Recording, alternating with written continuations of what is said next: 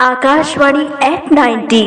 सभी श्रोता साथियों को मेरा प्यार भरा नमस्कार। मेरा नाम सुजाता साहू है।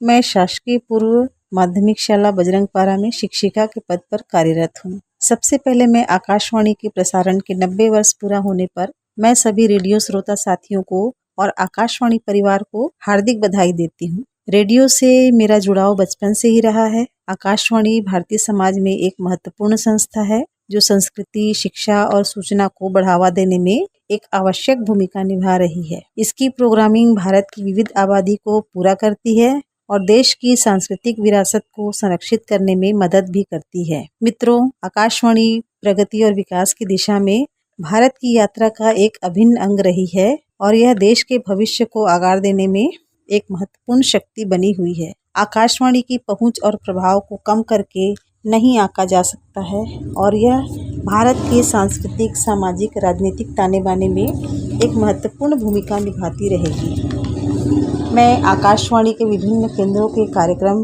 नियमित रूप से सुनती हूँ। खासकर आकाशवाणी रायगढ़ से प्रसारित होने वाले कार्यक्रम जिसमें लोकरंजनी, हमर लोकगीत, माटी के गीत एवं वनिता विहार मुझे बहुत ही ज़्यादा पसंद हैं और मुझे उम्मीद है आकाशवाणी रायगढ़ ऐसे ही शिक्षा, सूचना और मनोरंजन का प्रचार प्रसार करती रहेगी। धन्यवाद साथियों।